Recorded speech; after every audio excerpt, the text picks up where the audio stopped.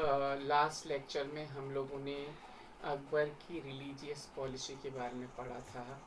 उसमें हमने पढ़ा था कि अकबर अपनी रिलीजियस पॉलिसी में इतना उदार एवं सहनशील कैसे है, उसके कारणों के बारे में जानने की पूरी कोशिश की गई थी।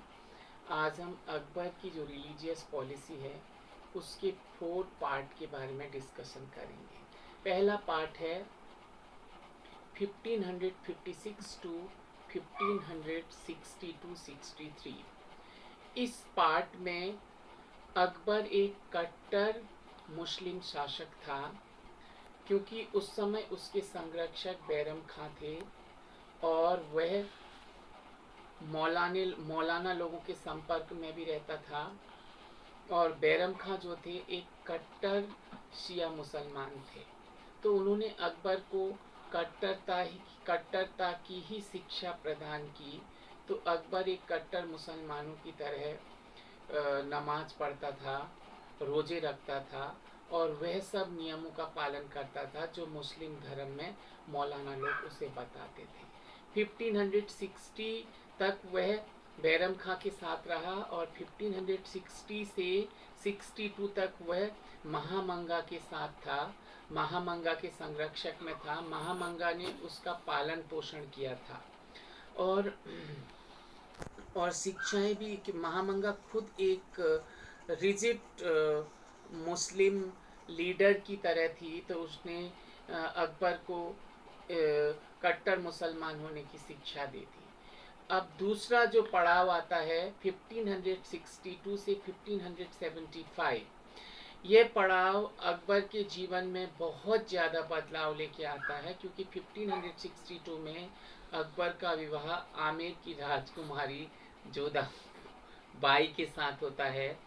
जोधा बाई के साथ विवाह होने के पश्चात अकबर के जीवन में बहुत ज़्यादा परिवर्तन आते हैं, क्योंकि जोधा बाई विवाह से पहले अकबर के पास जो शर्त रखती है, पहली शर्त उसकी होती है कि वो विवाह के उपरांत हिंदू धर्म ही में रहेगी, अपना धर्म परिवर्तन नहीं करेगी। दूसरा, वो भगवान की पूजा करेगी।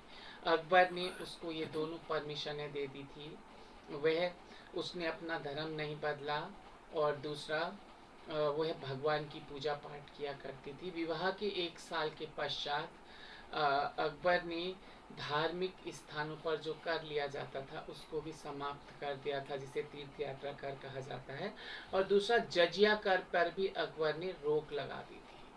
विवाह के उपरांत अकबर ने हिंदुओं को भी अपने साम्राज्य में बड़े बड़े पदों में अपॉइंट किया, जिसमें राजा टोडरमल हो गए, राजा बीरबल हो गए, मान सिंह हो गए, राजा भारमल हो गए। इन लोगों को बहुत बड़े बड़े पद प्रदान किए थे और ये लोग अकबर के राज दरबार में रहते हुए भी हिंदू धर्म के नियमों का पालन करते थे। इन लोगों के ऊपर कोई भी ऐसा ऑब्जेक्शन नहीं था या फिर ऐसा कोई प्रेशर नहीं था कि ये मुस्लिम रीति रिवाजों को अपनाए।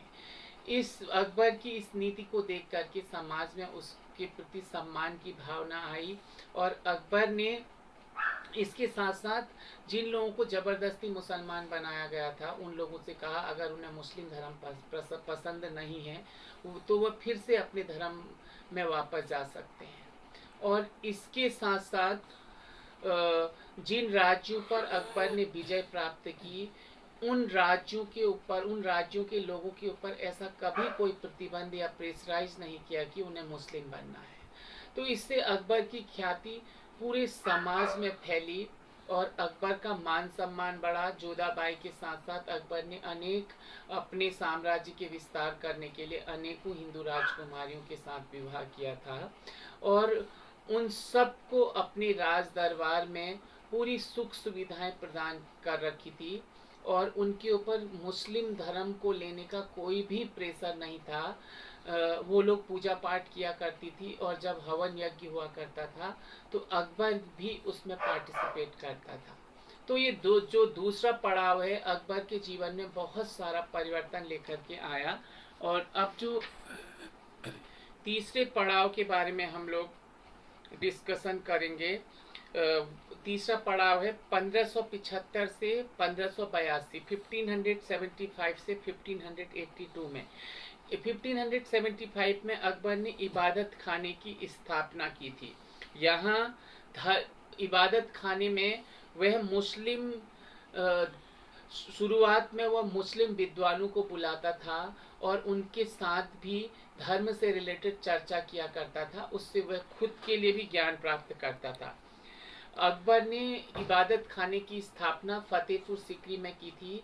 जैसा कि आप जानते हैं, अकबर जिस समय अकबर सिंहासन पर बैठा, उसकी राजधानी आगरा में थी। बाद में उसने अपनी राजधानी फतेहपुर सिकरी में बनाई।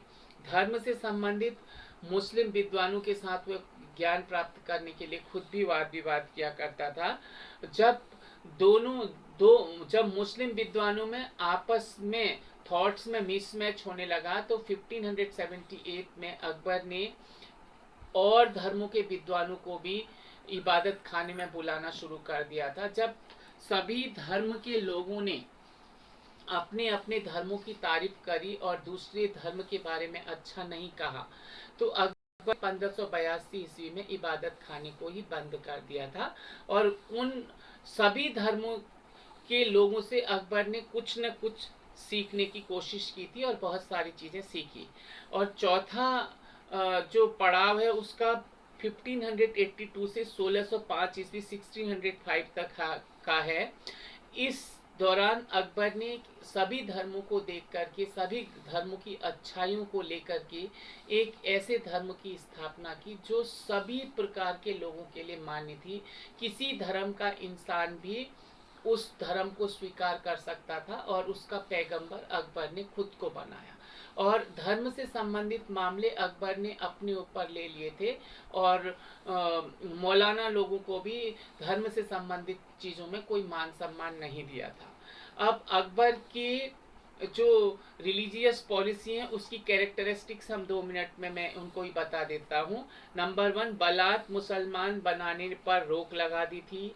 नंबर 2, तीर्थ यात्रा कर की समाप्ति कर दी थी। नंबर 3, जजिया कर की समाप्ति कर दी थी। नंबर 4, इबादत खाने की स्थापना की थी। नंबर 5, कट्टर उलेमाओं के प्रभाव से राज्य को मुक्ति दे दी थी।